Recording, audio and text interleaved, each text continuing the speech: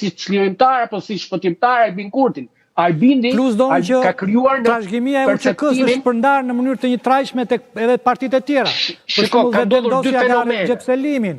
Ka ndodhur dy fenomene. Akoja ka Haradinajt. Ilir, ka ndodhur dy fenomene.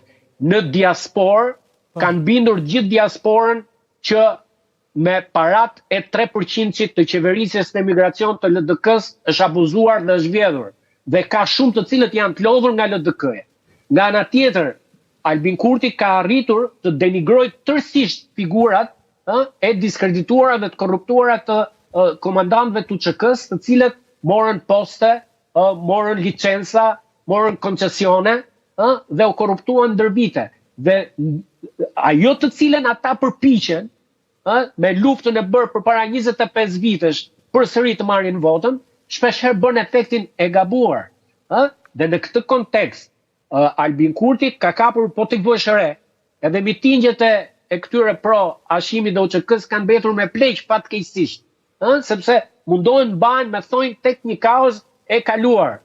Sikur të mbahesh tani me luftën e 44-s, që kjo është historia. Tani shkoj ajo. Ky ka bërë një trill të jashtëzakonshëm. Ky ka krijuar perceptimin e një lufte në veri, të cilën popullsisht Albini Kosova do ndahej. Dhe harrojnë të thonë që garanti i kësaj është SBA-ja, fatkeqësisht janë bindur një pjesë e elektoratit në Kosovë, që shpëtimtari është Albin Kurti. Dhe çfarë ndodh? Askush nuk është i ndërgjegjshëm që dhe Ukraina, po mos jetë SBA, e humbet sovranitetin e vet, që prodhonte bomba bërthamore, jo Kosova. Por pavarësisht kësaj, dhe ka dhe një problem tjetër. Diaspora është e etur për sovranitet, sepse diaspora shpeshherë ndjehet e diskriminuar aty ku është dhe nuk ka kompleksitetin ndaj të huajve. Ndërsa në Kosovë shpeshherë janë më të kompleksuar ndaj mesazheve të ndërkombëtarëve. Dhe përveç të tjerave, Ilir, duhet thënë dhe një gjë. Pavarësisht përplasjeve të Albin Kurtit me SBA-n dhe BE-n, të cilat i kanë sjell një dëm dhe vonesë Kosovës në integrim, opozita nuk arriti të bëhet një garant dhe alat partner serioz që të jepte garanci ndërkombëtarëve, që do krijonin stabilitet dhe do ishin partner më luajal dhe më serioz se Albin Kurti. Çfarë do të bënte më tepër se kaq opozita? Opozita në kohën kur Albin Kurti po shtrinte sovranitetin, edhe duke pasur përplasje diplomatike me fuqitë perëndimore, këta heshnin, në vend të mbështesnin Albin Kurtin, i thoshin do po na prish me perëndimin, çka dëshmoi se shkuam sërish në pikën që ishim para pak viteve.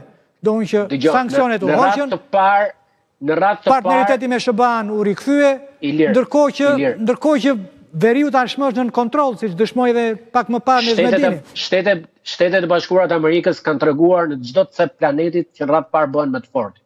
Bëhen me atë që krijon stabilitet, bëhen gjithmonë me fitues. Kryesisht.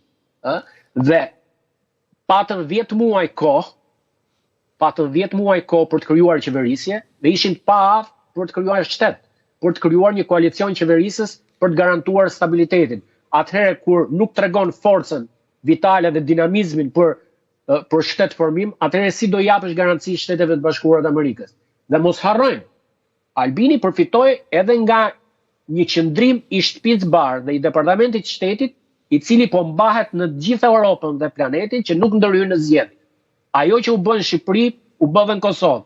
SBA nuk ka ndërhyrë dhe nuk ka vënë mesazhe as pas zgjedhjeve.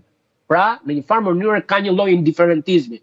As në Shqipëri, as në Kosovë, as në Serbi nuk kanë ambasador. Pra, ka një lloj qëndrimi pavarësisht të